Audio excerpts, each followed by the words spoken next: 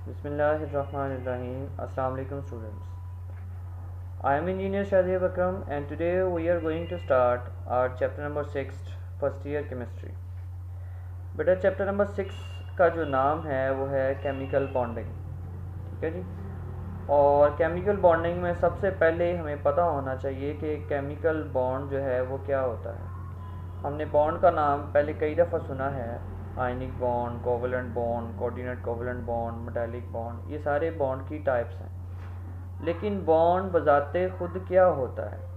तो जैसा कि आपको ये डेफिनेशन नज़र आ रही है, that chemical bond is basically a force which holds two or more than two atoms together.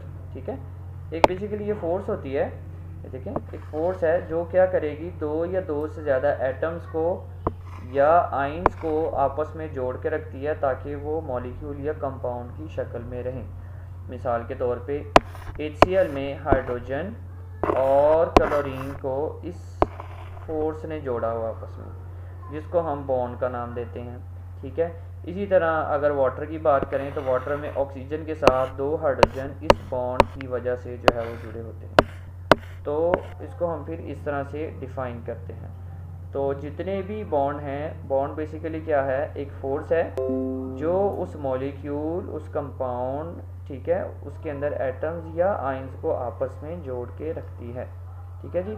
Next, bond क्या होता है? अब सवाल ये है कि एटम्स बॉन्ड क्यों बनाते हैं, एटम्स को ऐसी क्या ज़रूरत पेश आती है कि वो बॉन्ड बने। तो उसके लिए बेटा यही है कि आप खाना क्यों खाते हैं, जब आपको भूख लगती है तो तब आप खाना खाते हैं। तो इसी तरह जब एटम्स को इलेक्ट्रॉन्स की भूख होती है, जब उनका वैलेंस शेल जो है वो कंप्लीट नहीं होता, तो तब वो जो है वो बॉन्ड बनाते हैं। ठीक है, देखें द केमिकल रिएक्टिविटी पहला पॉइंट है, एलिमेंट की डिपेंड करती है उनकी इलेक्ट्रॉनिक कन्फिग्रेशन के ऊपर। जैसा कि आपको इधर नज़र आ रहा है कि ये जो लिथियम है, लिथियम के आखिर में देखें 3 इलेक्ट्रॉन्स हैं, तो ये 3 इलेक्ट्रॉन्स के साथ स्टेबल नहीं है। मैग्नीशियम है, मैग्नीशियम के आखिर में 2 इलेक्ट्रॉन्स हैं, तो ये 2 इलेक्ट्रॉन्स के साथ स्टेबल नहीं है। ठीक है, तो ये देखें नोबल गैसेज जो हैं वो स्टेबल होती हैं, वो स्टेबल इस वजह से होती हैं कि उनके आखिर में या तो 2 इलेक्ट्रॉन्स होते हैं, NS2 इलेक्ट्रॉनिक कन्फिग्रेशन होगी उनकी, या उनके आखिर में 8 इलेक्ट्रॉन्स होते हैं। तो पता ये चला कि अगर एटम्स के आखिर में 2 इलेक्ट्रॉन्स होंगे या 8 इलेक्ट्रॉन्स होंगे तब वो स्टेबल होंगे, वरना वो स्टेबल नहीं होंगे। ठीक है, तो बॉन्ड एटम उस वक्त बनाता है जब उसको स्टेबल होना पड़ता है, और स्टेबल होने के लिए वो क्या करेगा, या इलेक्ट्रॉन लूज करेगा, या इलेक्ट्रॉन गेन करेगा, या इलेक्ट्रॉन को शेयर करेगा। मिसाल के तौर पे ये जो पहली एग्जांपल आपको लिथियम की नज़र आ रही है, इसके आखिर में 3 इलेक्ट्रॉन्स, तो अगर ये अपना इलेक्ट्रॉन लूज कर दे तो आखिर में कितने रह जाएंगे, 2 इलेक्ट्रॉन्स, और 2 इलेक्ट्रॉन्स वाली इलेक्ट्रॉनिक कन्फिग्रेशन कौन सी है, हीलियम वाली, तो ये स्टेबल हो जाएगा लिथियम पॉजिटिव की फॉर्म में। जब ये 2 इलेक्ट्रॉन लूज करेगा तो फिर ये लिथियम नहीं रहेगा, फिर ये लिथियम पॉजिटिव बन जाएगा। ठीक है, अब ये फ़ौरन से किसी भी नेगेटिव के साथ मिलेगा और स्टेबल बन जाएगा। इसी तरह मैग्नीशियम है, तो मैग्नीशियम अपने 2 इलेक्ट्रॉन लूज करेगा तो इसके आखिर में भी 8 इलेक्ट्रॉन रह जाएंगे। ठीक है, तो वो नियोन जैसी इलेक्ट्रॉनिक कन्फिग्रेशन आ जाएगी इसकी। फ्लोरीन है, इसके आखिर में है 7 इलेक्ट्रॉन्स, तो बजाय इसके कि ये 7 इलेक्ट्रॉन्स लूज करे, ये 1 इलेक्ट्रॉन गेन कर लेता है। ठीक है, जब गेन कर लेगा तो इसके आखिर में भी हो जाएंगे 8 और ये भी बन जाएगा नियोन जैसा।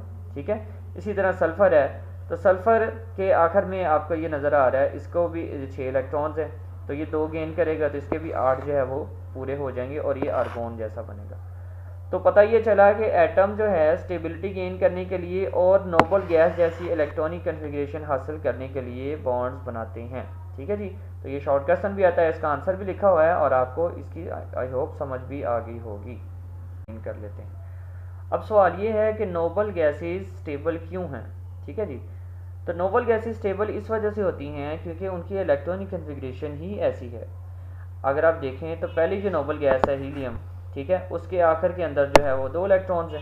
ठीक है, 1s2 2 इलेक्ट्रॉन्स हैं, तो इसका मतलब है कि इसका ये डुप्लेट कंप्लीट होता है। आगे हम जाके पढ़ेंगे कि डुप्लेट या ऑफलेट क्या होता है। इसी तरह अगली जितनी भी हैं अगर आप देखें तो हर नोबल गैस में या 2 इलेक्ट्रॉन्स हैं या उसके आखिर में कितने हैं, 8 इलेक्ट्रॉन्स। ठीक है, तो उनका जो वैलेंस शेल है वो कंप्लीट होता है, और इसके अलावा बात यह है कि जो उसके इलेक्ट्रॉन्स हैं वो पेयर्ड होते हैं। ठीक है, जोड़े की फॉर्म में होते हैं, हर इलेक्ट्रॉन्स पेयर्ड होते हैं। ठीक है, तो अगर इलेक्ट्रॉन्स पेयर्ड होते हैं तो वो उसको किसी और के साथ मिलने की फिर ज़रूरत जो है वो नहीं रहती, ठीक है। उनका वैलेंस शेल भी कंप्लीट होता है, आखिरी शेल भी कंप्लीट होता है, इलेक्ट्रॉन्स भी जो हैं वो पेयर्ड होते हैं, तो इस वजह से वो किसी और के साथ बॉन्ड नहीं बनाते। जब बॉन्ड नहीं बनाते तो वो स्टेबल होते हैं और हमको नोबल गैस यानी शरीफ गैसें कहते हैं। ना वो किसी से इलेक्ट्रॉन्स गेन करते हैं और ना ही किसी को वो इलेक्ट्रॉन डोनेट या लूज़ करते हैं, ठीक है। बहुत रेयर केसेस में ऐसा मिलता है कि ज़ीनॉन के कुछ कंपाउंड्स हैं, ठीक है, लेकिन मोस्टली हम यही कंसिडर करते हैं कि नोबल गैसेस जो हैं वो स्टेबल कंपाउंड्स हैं और उनका वैलेंस शेल जो है वो कंप्लीट है। तो आज की लास्ट वीडियो में हम देखेंगे कि ऑक्टेट रूल और डुप्लेट रूल जो है वो क्या होता है। ये पहले भी आप लोगों ने 9th क्लास में पढ़ा हुआ है।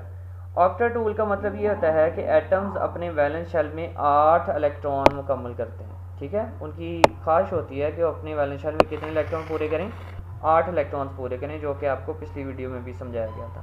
और अगर वो अपने वैलेंस शेल में 2 इलेक्ट्रॉन्स पूरे करता है उसको हम क्या कहते हैं, डुप्लेट रूल कहते हैं। सिर्फ छोटे साइज़ के जो एलिमेंट हैं जैसे हाइड्रोजन हो गया, हीलियम हो गया, लिथियम हो गया, ठीक है, तो ये इस तरफ जाते हैं कि अपना डुप्लेट कंप्लीट करें। बाकी हर एलिमेंट ऑलमोस्ट किधर जाता है, अपना ऑक्टेट कंप्लीट करने की तरफ जाता है। तो पेपर में हमें एमसीक्यू जाता है कि कौन कौन से एलिमेंट ऐसे हैं जो अपना ऑक्टेट या डुप्लेट कंप्लीट नहीं करते, ठीक है। ज़रूरी नहीं है कि हर एलिमेंट इस रूल को फॉलो करेगा। पहला सवाल तो ये है कि क्या ऐसा पॉसिबल भी है या नहीं। बिल्कुल पॉसिबल है। ये देखें आपको बोरोन नज़र आ रहा है, तो बोरोन ने ये 2 इलेक्ट्रॉन ये वाले आगे, 2 ये आगे, 2 ये आगे, इसके पास टोटल हैं 6 इलेक्ट्रॉन, ठीक है।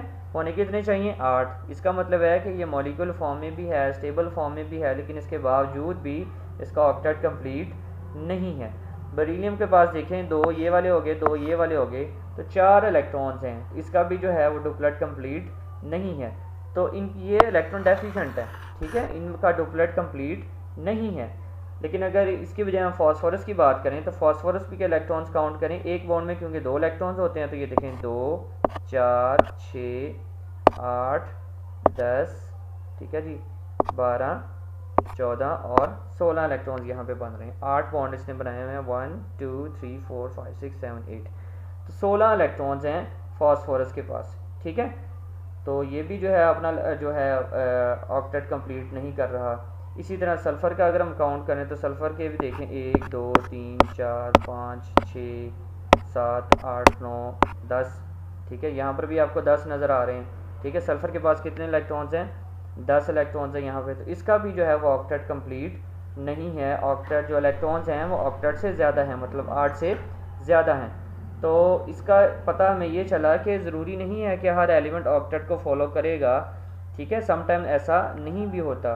तो ये आपको एमसीक्यूज में भी आ जाता है कि कौन से कंपाउंड ऐसे हैं जो कि अपना ऑक्टेट या डुप्लेट कंप्लीट नहीं करते या ऑक्टेट रूल को फॉलो नहीं करते। ये 3-4 एग्जांपल्स मैंने यहाँ पे आपको मेंशन भी कर दी हैं। इसके अलावा कुछ आपके पास बेरिलियम हाइड्राइड भी हो सकता है, BeH2, ठीक है।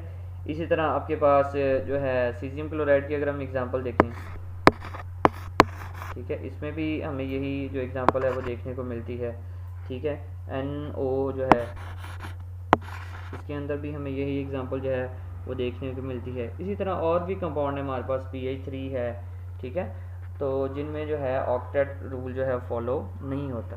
कल के लिए आप एक छोटा सा एक क्वेश्चन है आपके लिए, एक टर्म यूज़ होती है कि एक्सपेंडेड ऑक्टेट क्या होता है, तो आपने इसको ज़रा सर्च आउट करना है कि एक्सपेंडेड ऑक्टेट क्या होता है या एक्सपेंडेड ऑक्टेट रूल किसको कहते हैं।